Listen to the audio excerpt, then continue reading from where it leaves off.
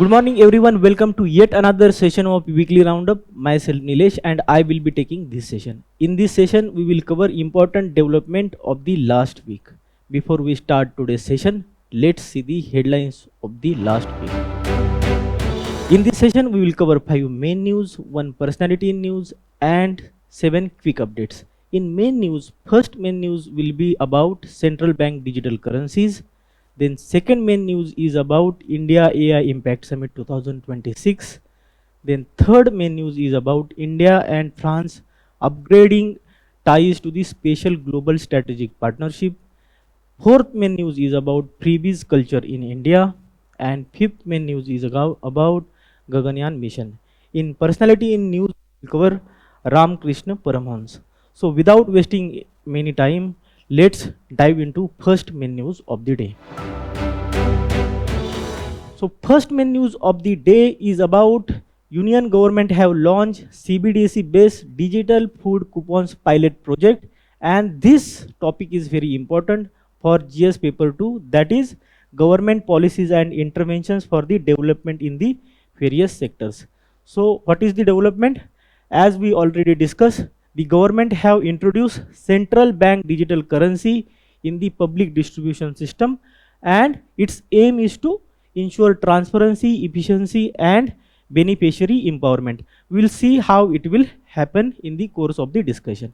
So before we proceed further, let's see what is the central bank digital currency is all about, right? So what is CBDC? So it is a digital form of fiat currency issued and regulated by the central bank, and in India's case that is Reserve Bank of India. So it is very difficult to understand. Please understand what is the various types of currencies.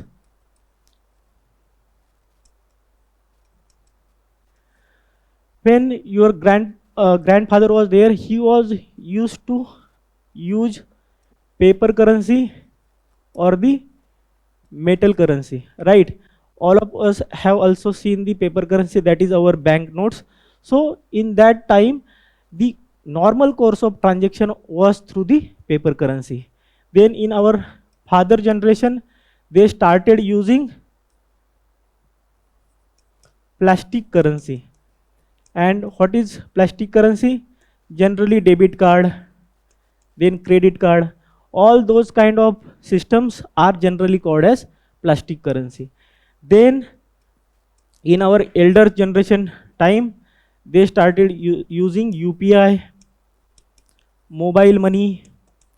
So this is the new form of currency. This is not digital currency, this is the digital mode of payment. Digital mode of payment. And now we are seeing the digital currencies based on crypto, right? So this is the evolution of the currency and its uses in the financial system.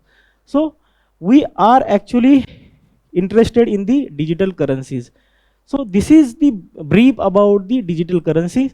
Then this is the legal tender. What is the legal tender? So legal tender is when central bank or government is liable to pay us that amount of money. So when government is liable and it is obliged to the government to give us that amount of money which is printed on that note. So it is the legal tender, and the liability falls upon the central bank. In case of India it is on the RBI, and it is as per the section 26 of the RBI Act of 1934. So please remember this thing also. And these digital currencies are denominated in the sovereign currencies. Sovereign currencies in the case of India is rupee. So it will be denominated in rupee and available in the same denomination as per the physical currencies. So it is also very important, and it is launched in the pilot mode in India since the December 2022 in the form of digital rupee. It is also known as cyber currency. So please remember, it is also known as cyber currency, and it have the two forms in India. One in the form of digital currency for the wholesale, and another for the retail purposes. For the wholesale, it will be between the banks and the large institution to settle the payments between them, and for the retail, it will be for the various customers and ordinary citizens. So this is all about the brief of the CDBC. Now we will see what is the difference between the cryptocurrencies,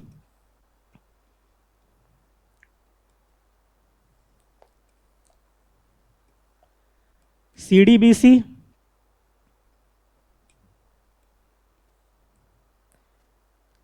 and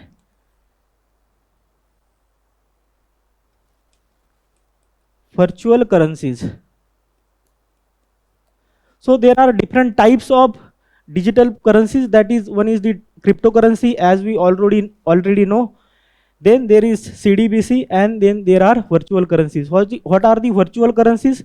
So generally, when you play games, they give you some tokens, and those tokens are useful in that arena only. So those are the virtual currencies. Then there are crypto coins, right, such as bitcoins. So these are the cryptocurrencies, and CDBC, as we already discussed, digital rupee. So what is the difference? Firstly, it is decentralized and it is centralized. As it is controlled by the government, it is not controlled by the government. This is the first difference. Then what is the second difference? It is not legal tender. It is the legal tender. Then it is not fiat money. It is the fiat money. What is the fiat money? So its implication falls on the government. It is not in the case of cryptocurrencies, right? So these are the some of the differences between the cryptocurrencies and the digital currencies. Then one of the important difference is those are very volatile. These are relatively stable, because government is there and government will try to stabilize its currency for having the policy management and the other purposes.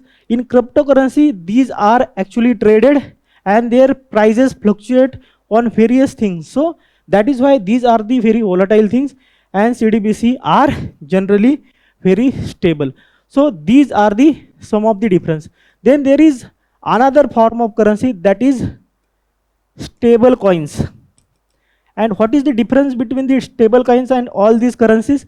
So basically, stable coins are also currencies which are pegged to various commodities or the various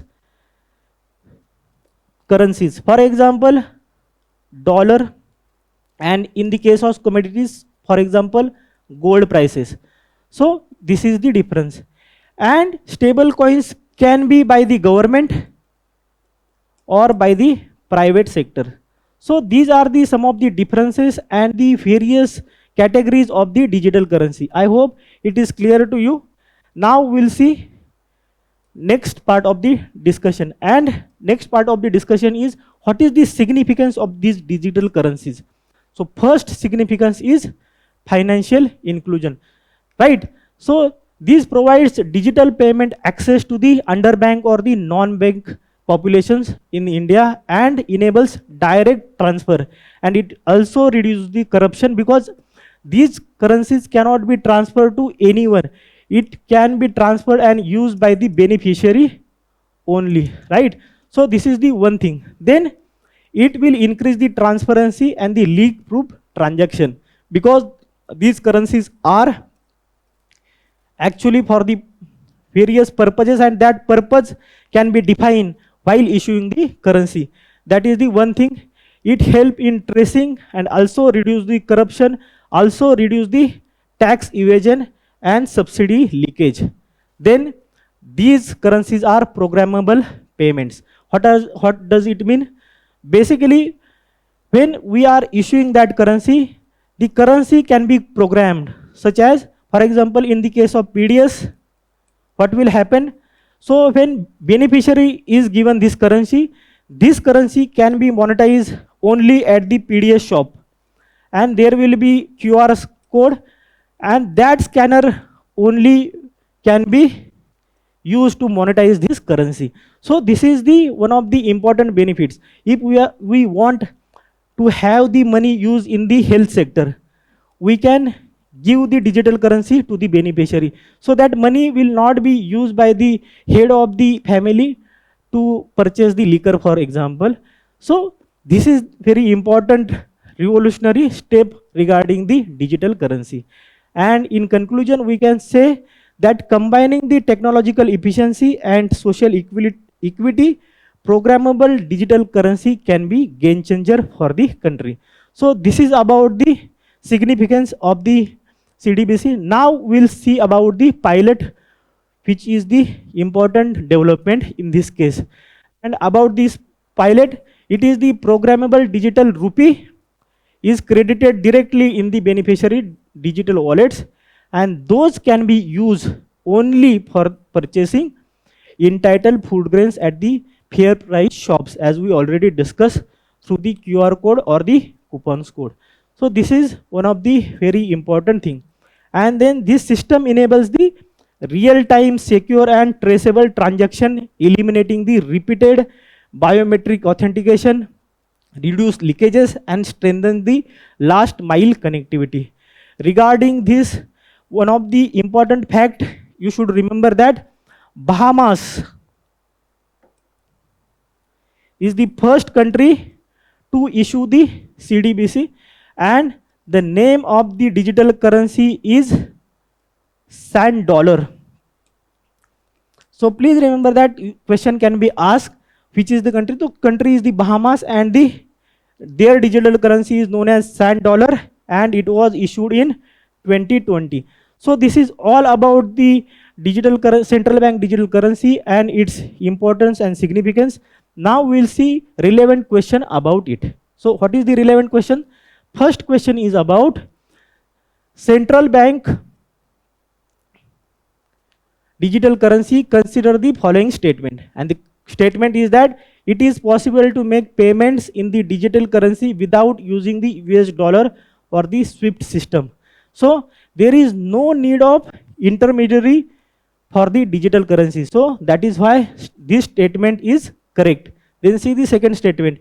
A digital currency can be distributed with the condition program into the such as the time frame for the spending it. As we already discussed, there can be condition while programming the digital currency. So this statement is also correct. So what is the answer? Answer is C, both 1 and 2. Let's see the second question. With reference to the blockchain technology, consider the following statement. It is the public ledger that everyone can inspect, but which no single user controls. That is also correct. Then see the second statement. The structure and the design of the blockchain is such that all the data in it are about the cryptocurrency only. This is the extreme statement. You should stop here. And it is not for the cryptocurrency only. In various sector, blockchain can be used. So that is why second statement is wrong. So B and C is wrong. Now see this third statement. Application that depends on the basic features of the blockchain can be developed without anybody's permission. That is also correct.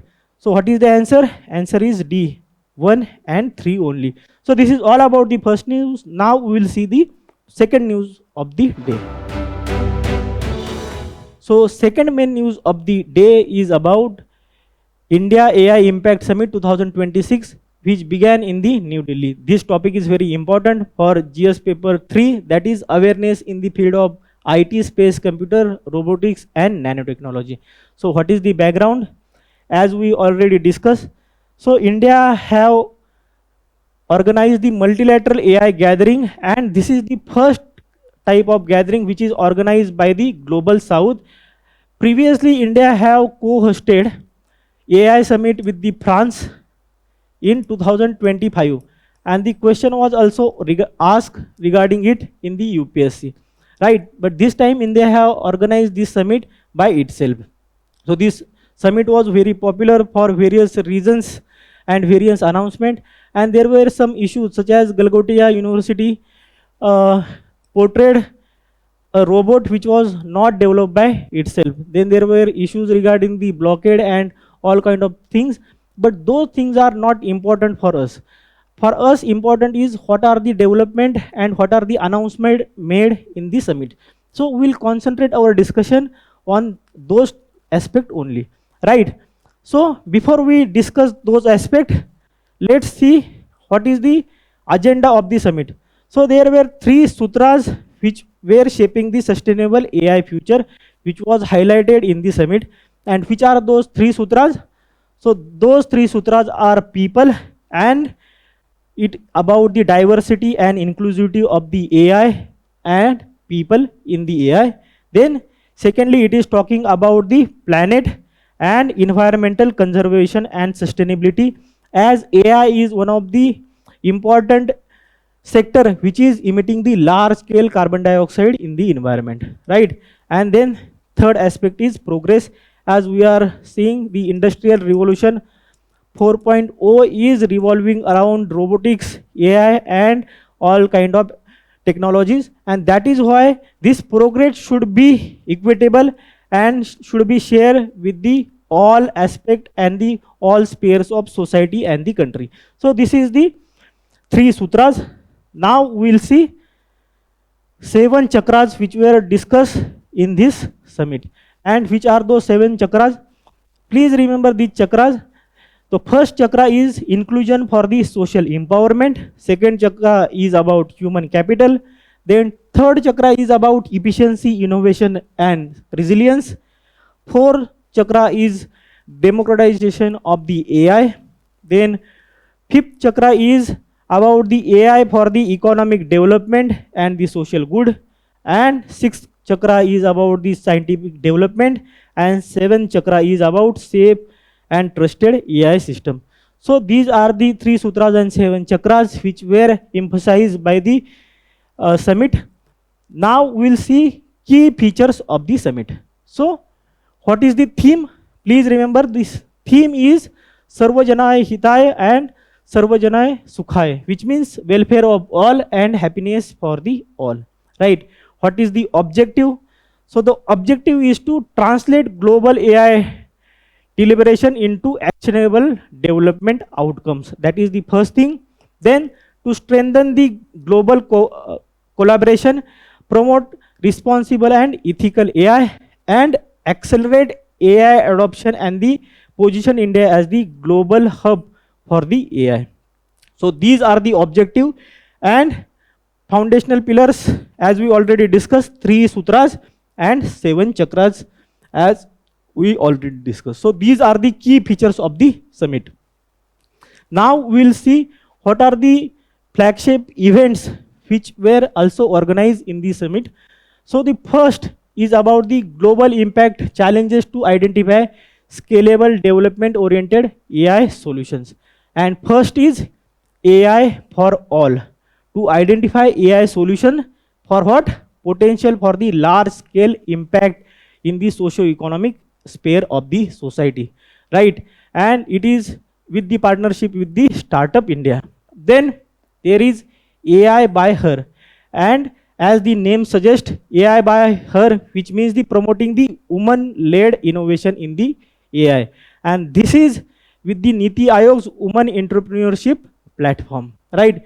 And then Yuva I, as the name suggests, it is for the encouraging the youth innovators in the AI, and the age is between 13 years to 21 years to develop AI solution for the various aspect, right? So this is the flagship events.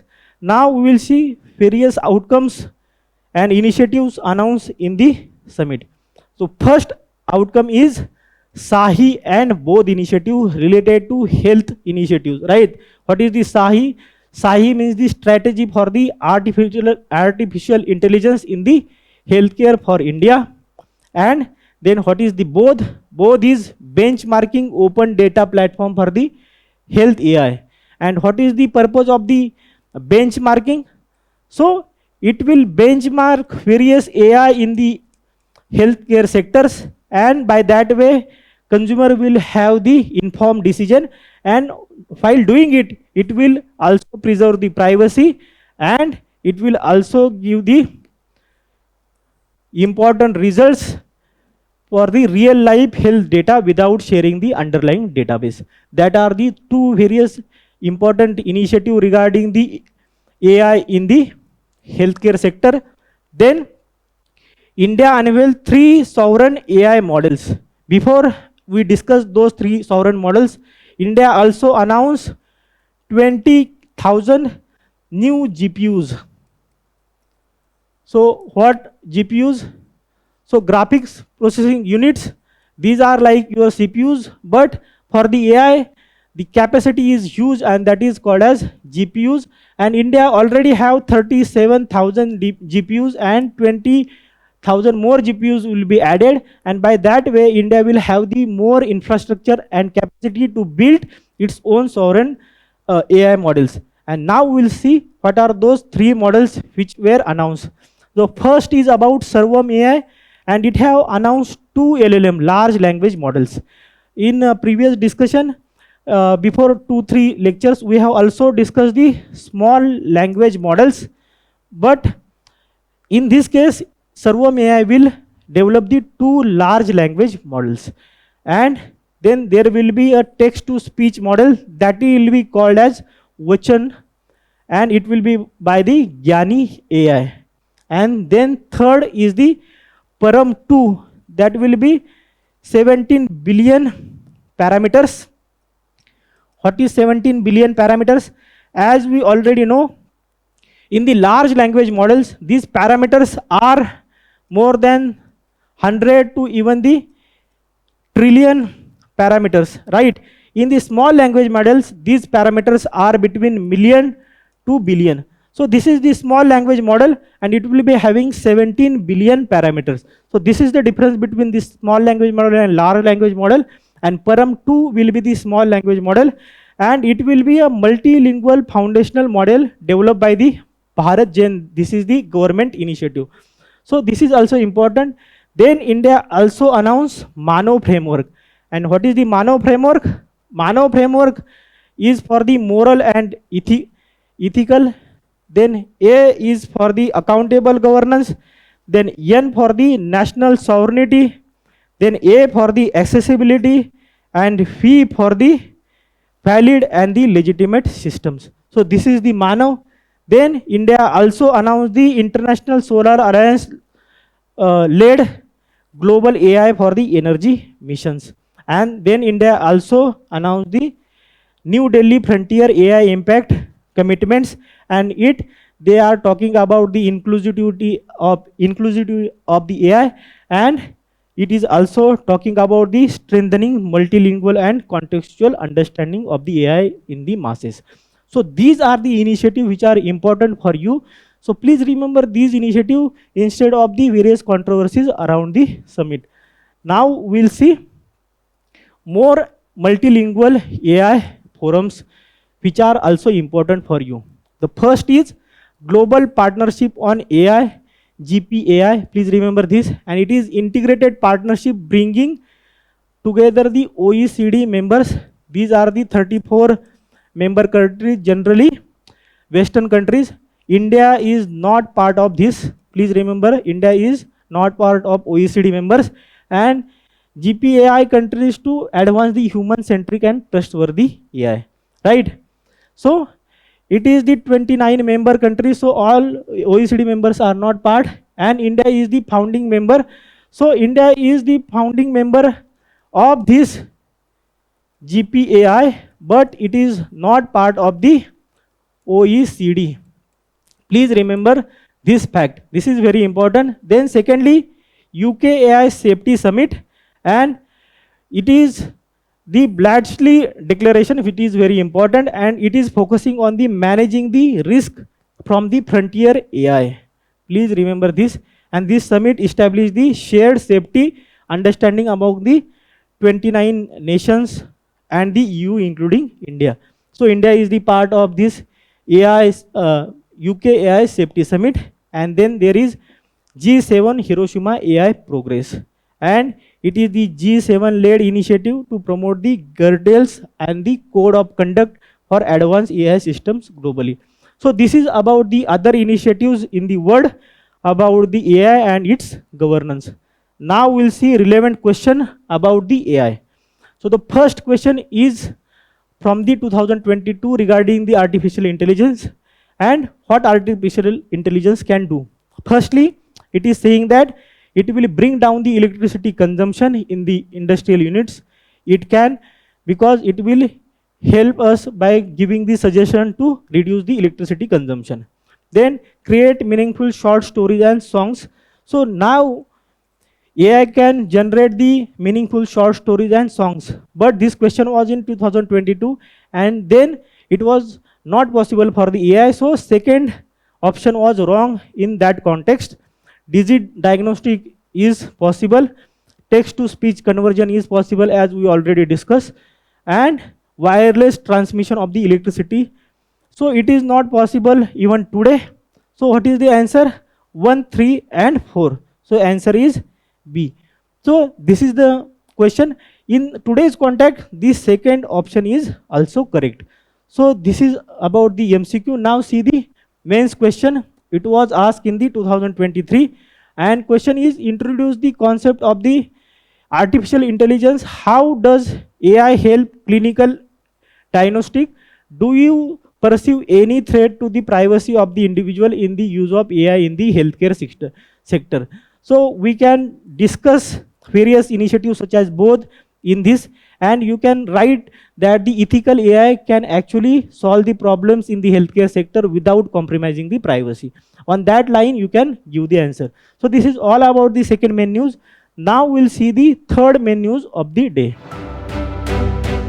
So third main news is about India and France have upgraded their ties to the special global strategic partnership, as the French president was on the official India visit, and this is very important for GS paper 2, that is bilateral relations of the India with the various countries. So let's see the development.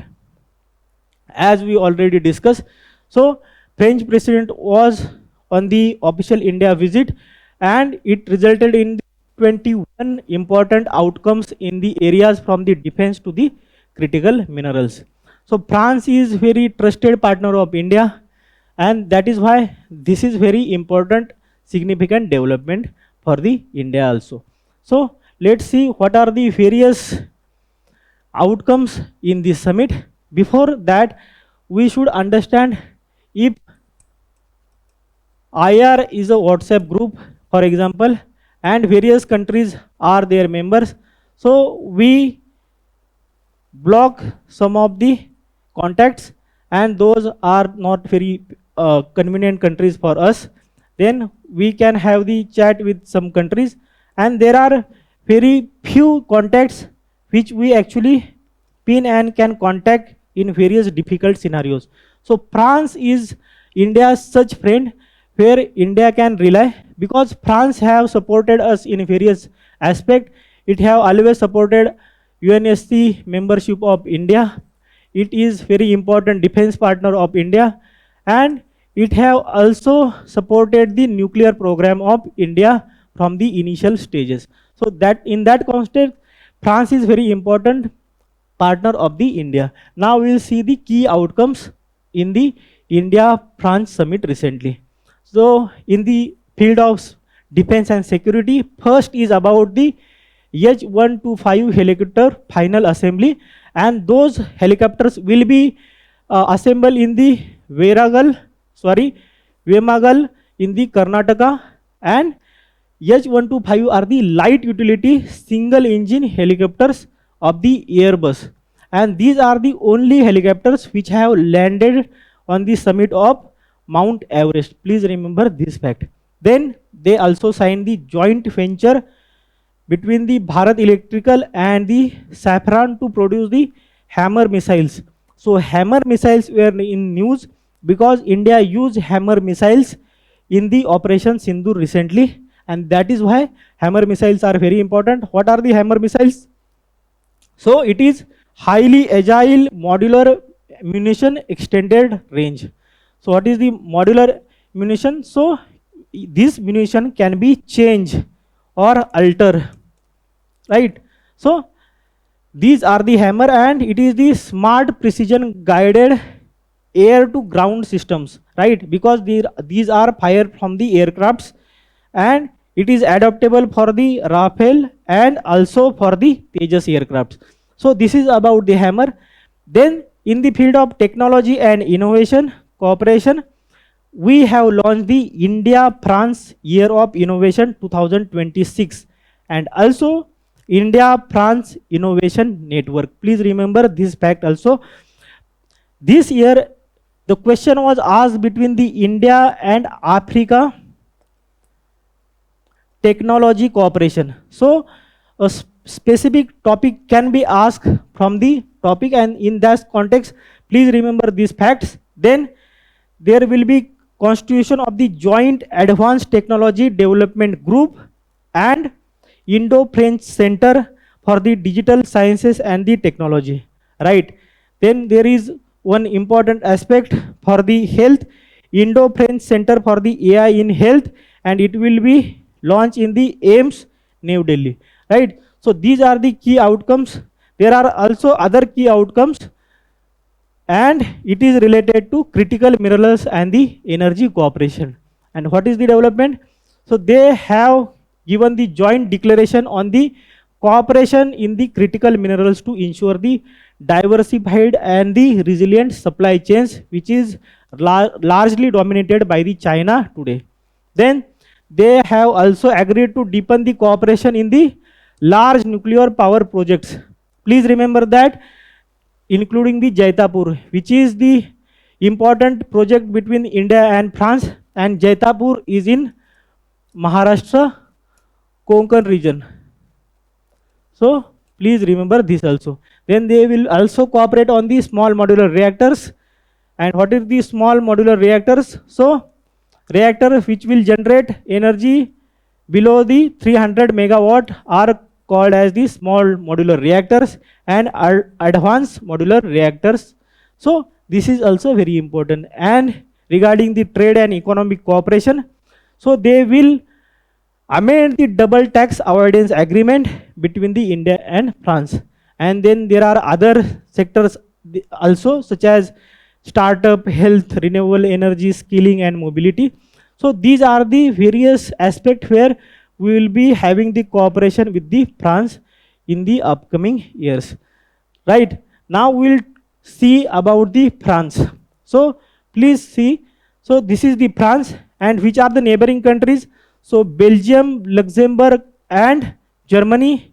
Then there is Switzerland, then Italy, and then there is Spain. So please remember that the question can be asked about the neighboring countries of the France. Now we'll see regarding the India-France relationship. So India and France had the strategic relationship established in 1998, and this was India's first strategic partnership with the Western nation, right? Then there is very important roadmap, that is Horizon 2047 roadmap, and it was adopted in 2023, and its purpose was to guide the relationship for the next 25 years till the 2047. Then the bilateral trade have almost doubled in the last decade, and it stands around the $13 billion in the 13 billion euros in 2024-2025, which is lesser, but there is scope to increase that also. And then we have the various joint defense exercises. These are very important. Please remember these names.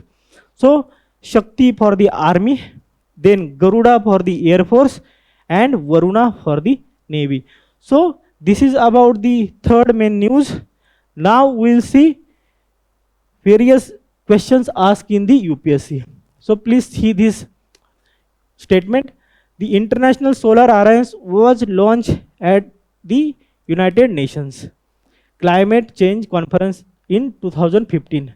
So it was held in France only in that context and adopted Paris Agreement, right? So this is the one fact. The alliance includes all the member countries of the United Nations. Please see, this is also extreme statement. All United Nations members is not part of the Solar Alliance. The second statement is wrong and answer is only one. When there are such extreme statement, please stop there. Sometimes those statements are correct also. Plus, but generally you should give the extra attention when there are such extreme statements, right? Then see this question. What can France learn from the Indian constitution's approach to the secularism? As we already know, so Indian secularism is the positive secularism which have the equidistance from the all the religions, whereas the French secularism is the negative secularism, which means state do not indulge in any kind of religious activity. And because of that, there was some of the issues such as Charlie Hebdo, and the debate was around the freedom of expression and the religious sentiments. So you can write the answer even today and what France can learn from the Indian secularism, right? You can solve this question also. Critically examine the procedure through which President of India and the France are elected. So India have the parliamentary system and France have the presidential system. On that basis, you can solve that question also. So this is all about the third main news. So next main news is about Supreme Court have slammed the freebie cultures of the state governments, and this is very important for paper 3, that is government budgeting and the welfare schemes. So without wasting any time, let's see what is the development regarding it and what is the background. So please remember this case. You can quote such kind of court cases in your answer to get the extra marks. Tamil Nadu Power Distribution Corporation Limited versus Union of India. And in this case, court have stated that without drawing any distinction between the beneficiaries, freebies would hamper the long-term economic development, right? So there is always one quote that the good politics is bad economics and good economics is bad politics. And why it is said that? Because in democracy, when you are taking decisions which are considered politically good, that are populist, those generally strain the economic health of the country. And when you are taking good economic decision, generally welfare measures are hampered, and that is why this statement is considered. But it is said that for the good politics with the good economics, there should be wisdom plus the good bureaucracy. So to have the good economics and the good politics together, we should have the wisdom of the political leadership with the good bureaucracy. So this is the one thing. Then there is also one of the statement by the Canadian political scientist, and he says that political economics is called as political economics because there is nothing political or economical in it. Why he is saying that? Because his argument is that it is not even the good consideration of political welfare of the people, nor it is consideration of the economic health of the economy. So these kind of quotes you can write in your answer at the start of the answer or to conclude the answer, right?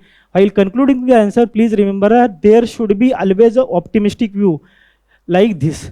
So while concluding, please do not conclude on the negative connotation. So this is the important aspect. This is about the background of this topic. Now we'll see about the freebies. So what are the freebies? So as per the RBI have defined these freebies, and it defines freebies as the public welfare measures such as that is provided free of charge. So basically RBI says that the services which are provided free of charge are the freebies, right? But RBI also cautions that freebies can be distinguished from the public or the merit goods as educational, which have the wider and the long term benefits. So it is saying that there are two kind of freebies, one of the merit based and another are not merit based, and RBI says that merit based, or we can say that the which have the long term implication on the socio economical well-being and the welfare of the people should not be considered as the freebies, right? For example, various incentives given in the health education cannot be considered freebies because this is the part of the Fabian socialism and it will give the dividend in the long term, right? But non-merit freebies such as mixer grinder, cycles, right? Then electricity waiver. These kind of non-merit freebies are actually straining the state resources, and it is also impacting the various developmental aspect of the states.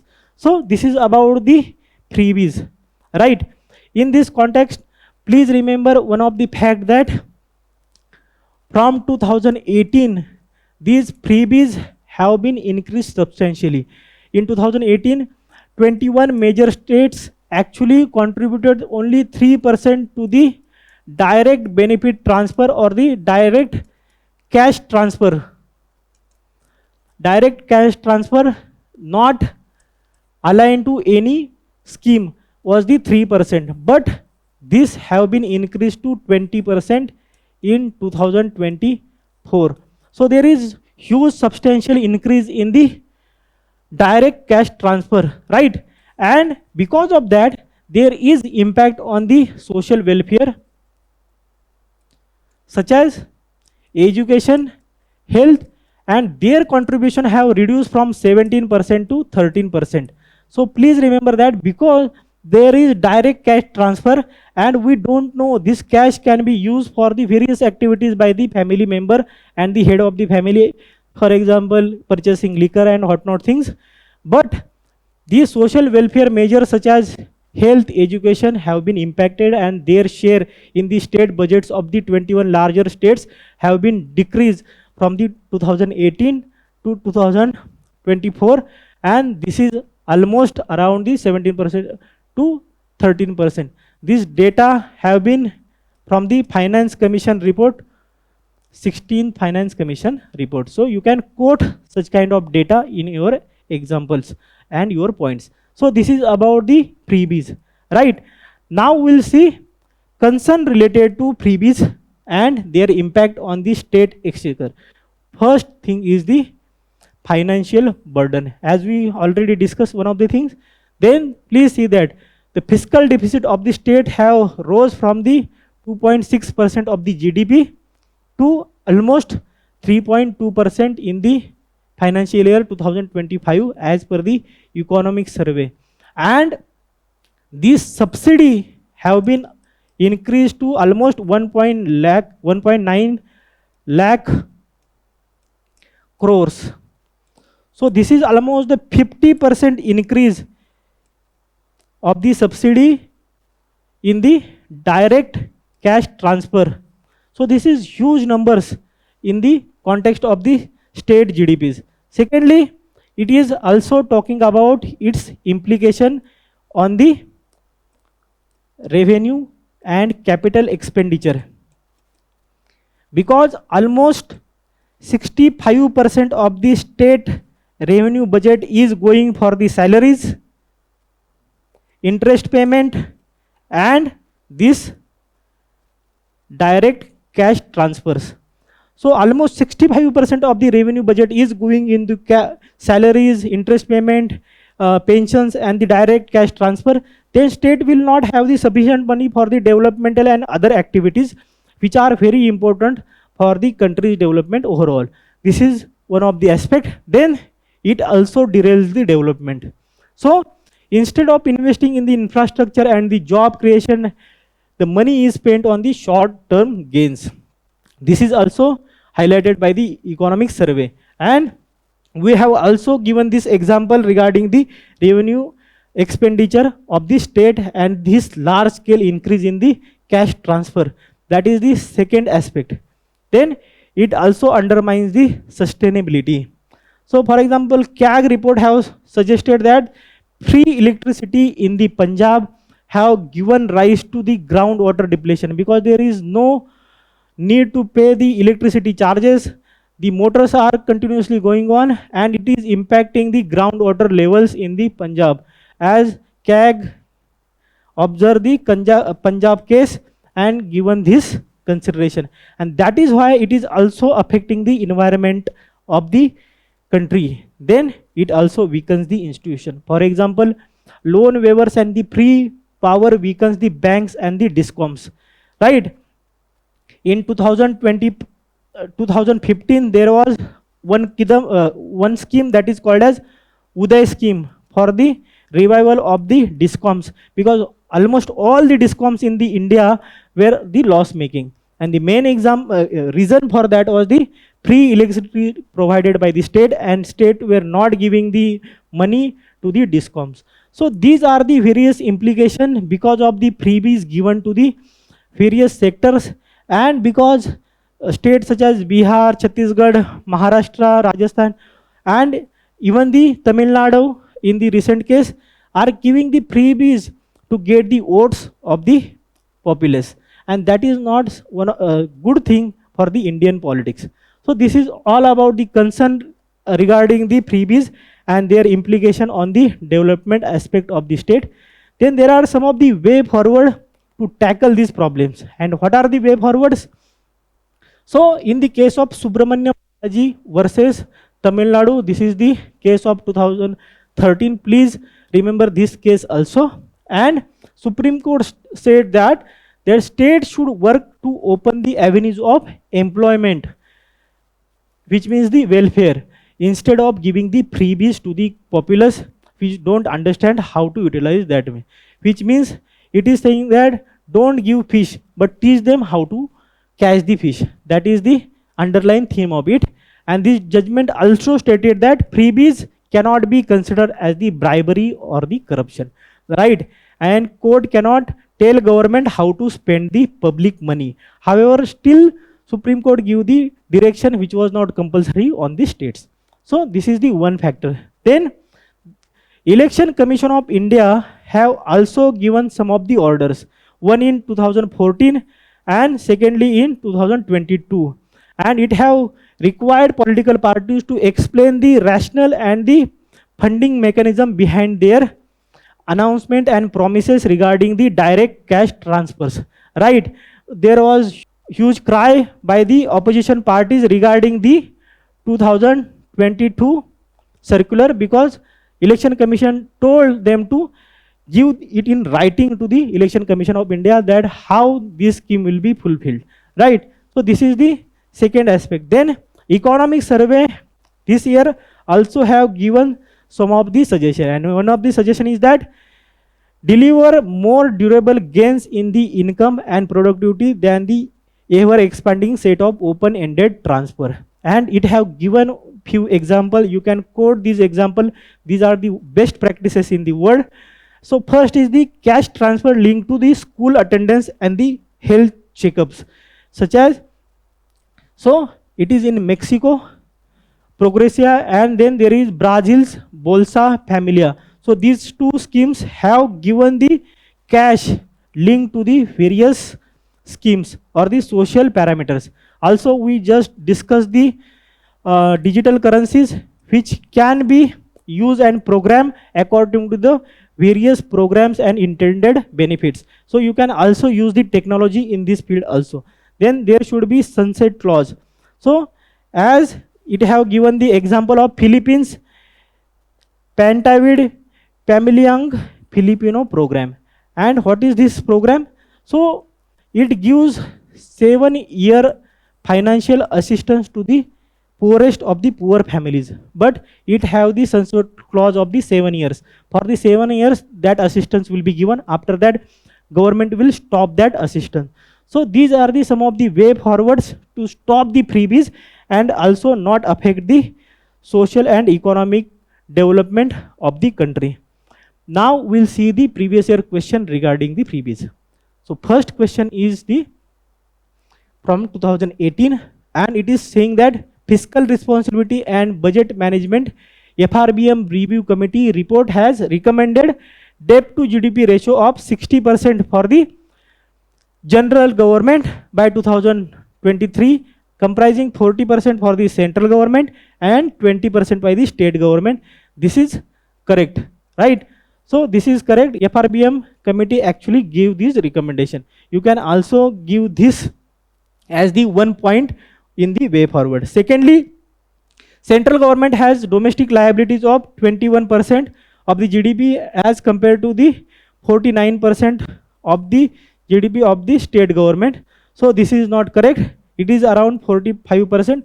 Please see the fact, but this statement is not correct. So second statement is wrong. And please see this third statement. As per the Constitution of India, it is mandatory for the state to take the central government's consent for raising the loan if the former waives any outstanding liabilities to the latter. So it is also correct. And what is the article? So Article 293 talks about this. So please remember the third statement is also correct. And what is the answer? The answer is C, that is 1 and 3. So this is the one of the important MCQ regarding it. Then there are two main MCQs, and the first is that public expenditure management is the challenge to the government of India in the context of budget making during the post liberalization period. Clarify, because there is post liberalization period and government is actually having lesser role in the industry and the manufacturing policies, and that is why government actually want to have the more freebies to attract more population votes.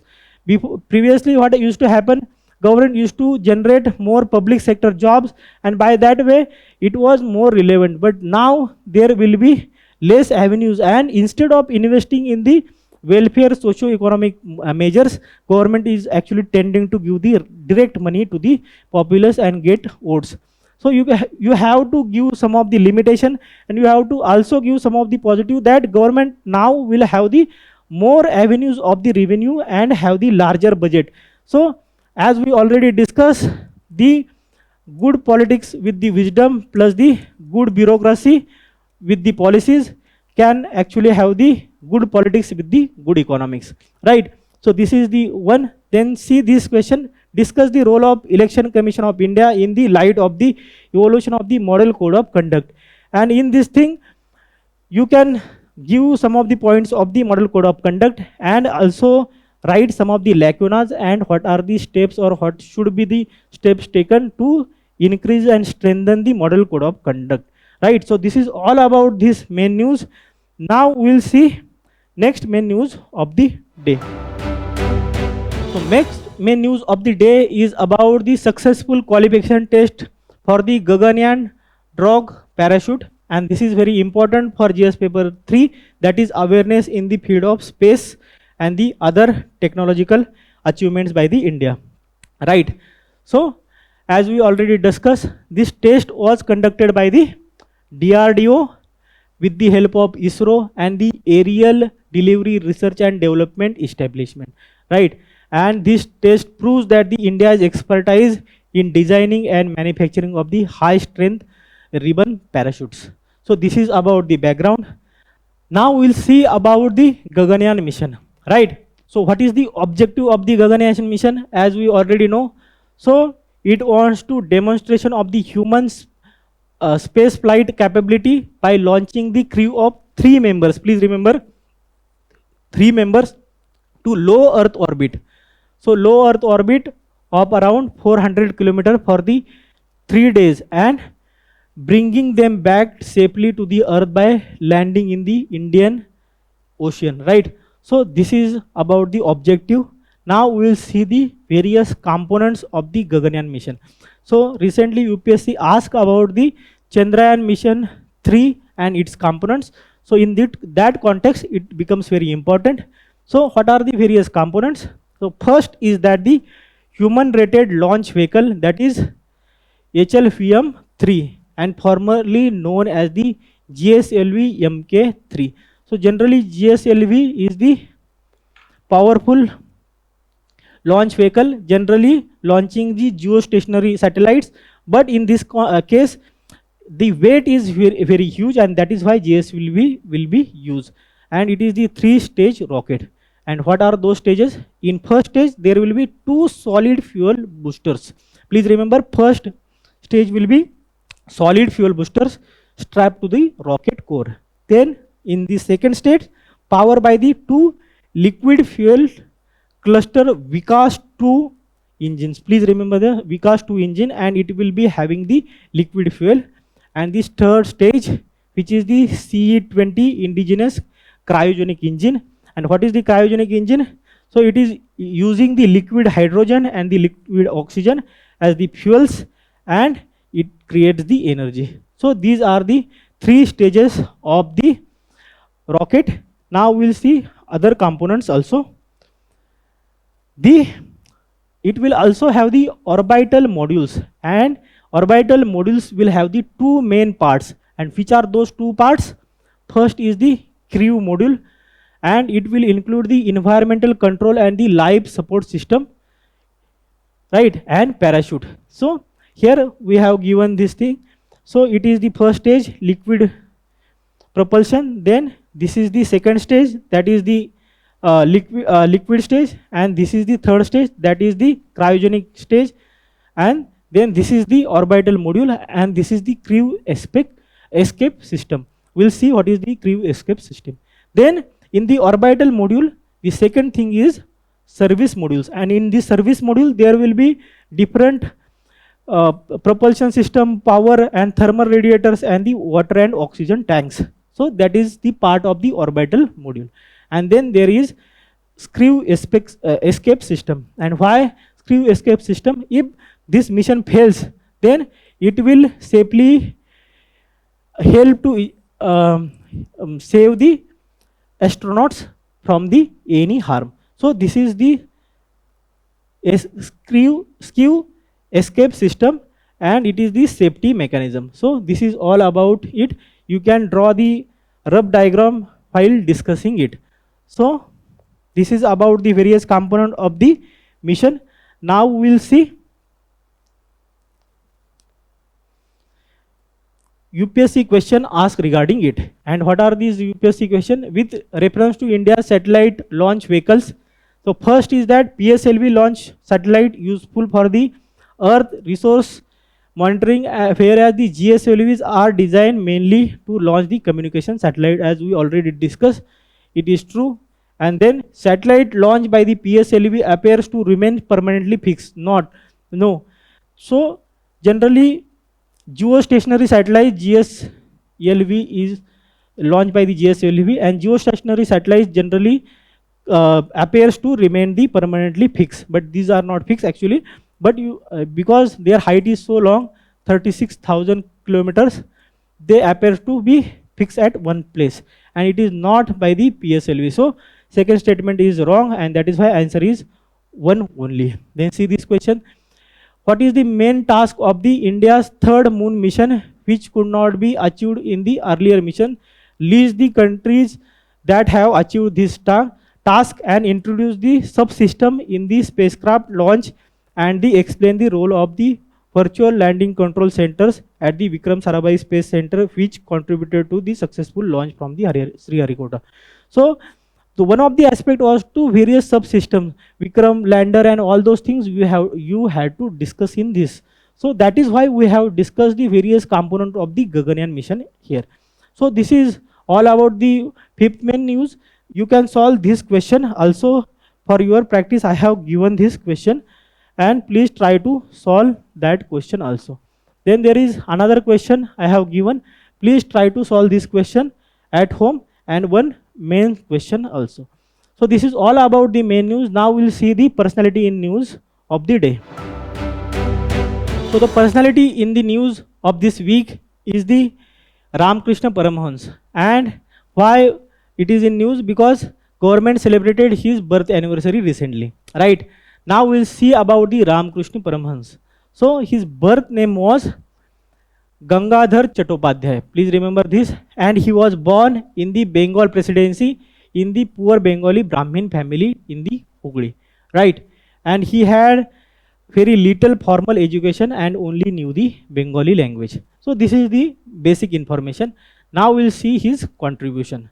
So the first important contribution is that he became the priest at the Dakshineshwar Kali temple near the Kolkata. That is the one aspect. Then he had deep devotion to the goddess Kali and intense mythological visions. Right. Then please see the spiritual philosophy, and this is very important. Practice multiple spiritual traditions like Vaishnavism, Shakta Tantrism, then Advaita Vedanta, even the Islamic Sufism, and even the Christianity. Please remember this thing. And he concluded that all religions lead to the same ultimate reality, that is the Brahman. Right? So Brahman is the ultimate reality, and all the religions are leading to the Brahman only.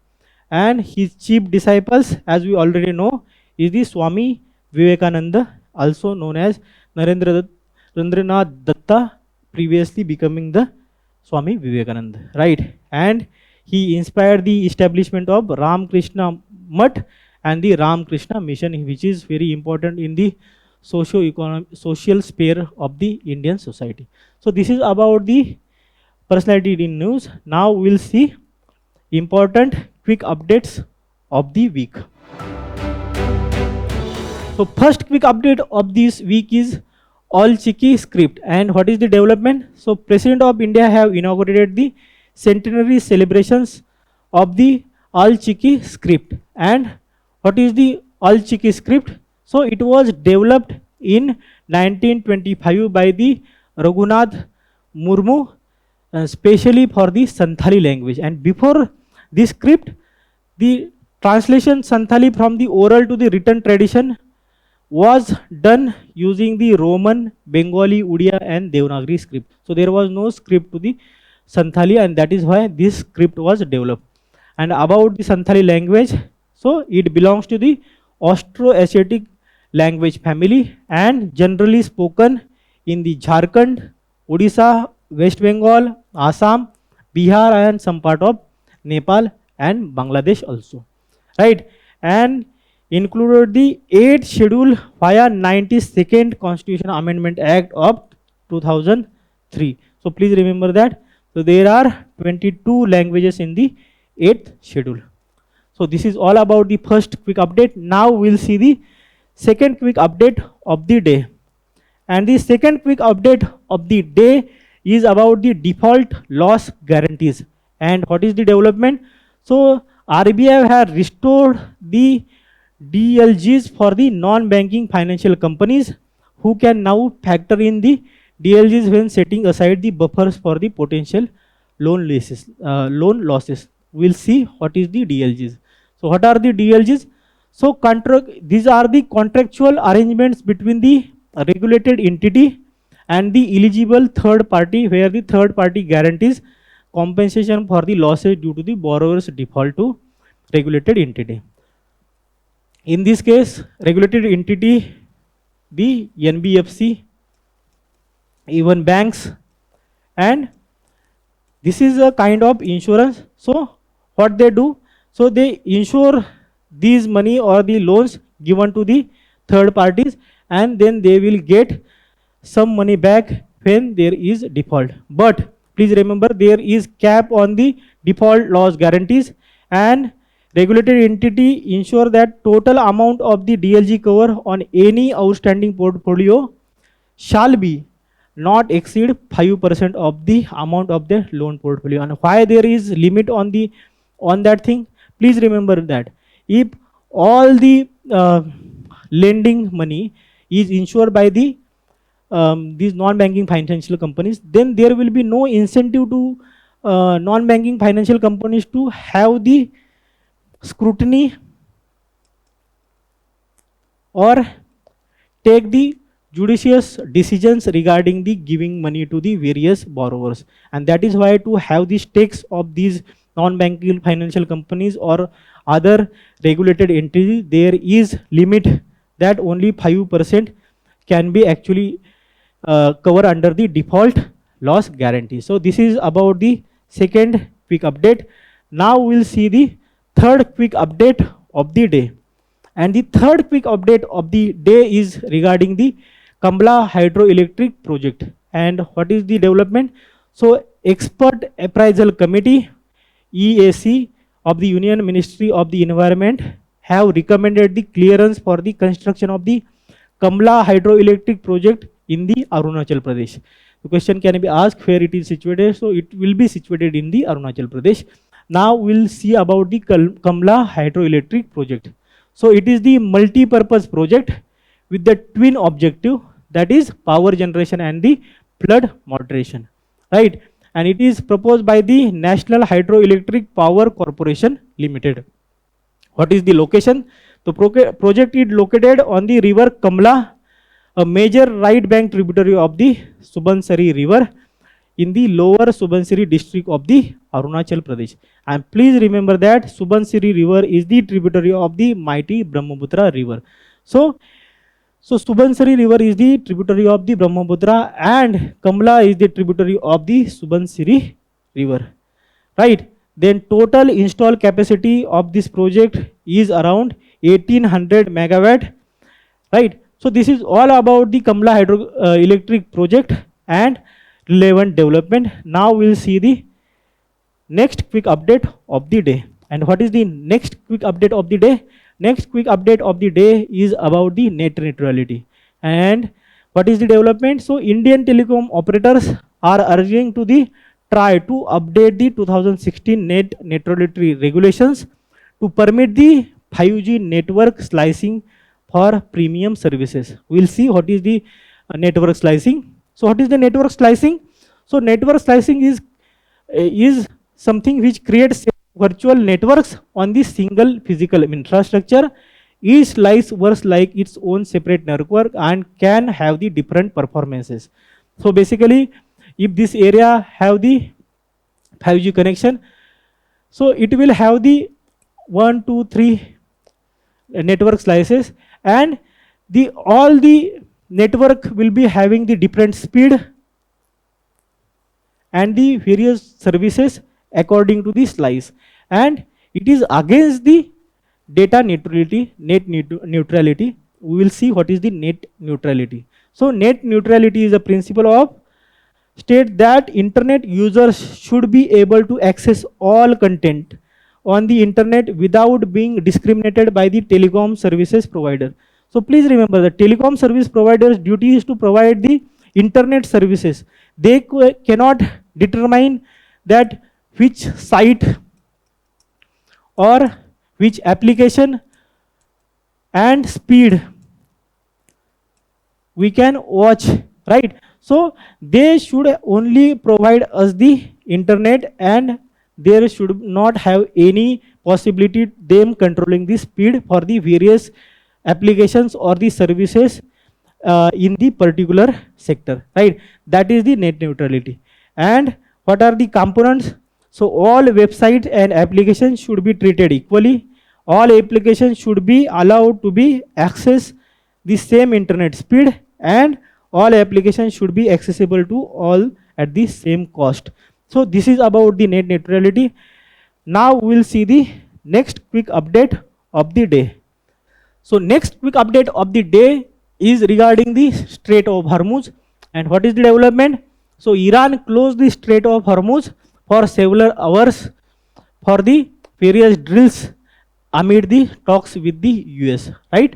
So this is the development. Now we'll see about the Strait of Hormuz. So it is located between the Oman and Iran. So please see that this is the Oman and this is the Iran and this is the UAE, but this part is part of the Oman and not UAE, right? So that is why Strait of Hormuz is between the Iran and the Oman, and it connects the two water bodies and surrounded by the land. So that is the strait, and it is between the Oman and the Iran. So this is the one development, and it is crucial maritime passage that connects Persian Gulf with the Gulf of Oman and the Arabian Sea, right? It is also important choke point, and choke point because it is important that large oil trade is actually going through this strait, right? And if this strait is closed, there will be impact on the energy security of the various countries. That is the one thing, right? Then what is the strategic significance? About 20 to 25% of the world's oil passes through the Strait of the Hormuz.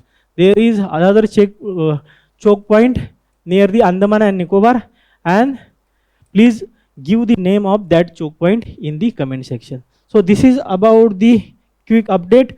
Now we'll see the next quick update, and the next quick update is about the Rajya Sabha elections. And what is the development? So Election Commission have announced the biennial elections for the 37 seats of the Rajya Sabha in the 10 states. Now we'll see about this election. So what is the nature of Rajya Sabha? So it is the permanent house, not subject to dissolution unlike the Lok Sabha. So Lok Sabha is dissolved, but Rajya Sabha is not dissolved. However, 1/3 member retired after every second year, with the tenure of each member being the 6 years, and new members are elected on that seats, right? And what is the manner of election? So please remember that this is the indirect, in accordance with the system of proportional representation by the means of single transferable vote. So which means when there will be 50% electoral college is completed, that member is considered elected, right? And it is under the Article 80 subclause 4 of the Constitution. What is the electoral college in this case? It is the representative of each state, and the 3 union territories are elected by the elected members of legislative assemblies of that states. So legislative assemblies of the respective states will actually send their MPs to the Rajya Sabha. For example, please remember that every state have the different strength of the MPs. In case of Maharashtra, this strength is 19 Rajya Sabha MPs, right?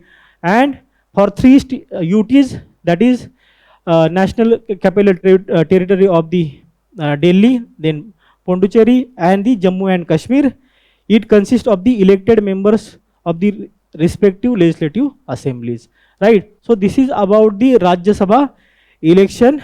Now we'll see the next quick update of the day. And the next quick update of the day is about the edge computing. What is the edge computing? So before we see what is the edge computing, what is the context?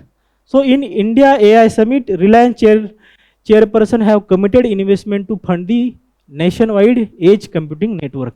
And please see what is the edge computing.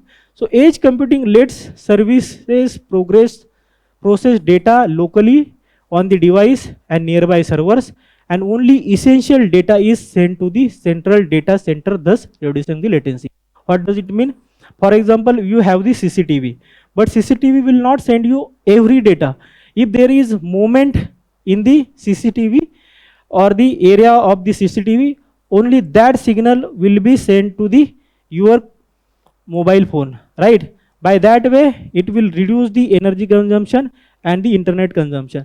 And that same principle is used here, that only essential data is sent to the cloud computer and other data is not sent. This is the edge computing, and there are differences. So what is the fog computing? So fog computing stores and the processes data between the clouds and edge when edge devices lack enough computing power. So it is the intermediary between the cloud and the edge computing, that is the fog computing. And there is cloud computing, as we already know. So what is the cloud computing? So cloud computing uses the centralized data centers, and the data is stored remotely. So this is about the edge computing. This is all about this week's weekly roundup. To read more related to current affair and solve various quizzes, you can visit our digital current affair portal. This is all. Happy learning, happy day.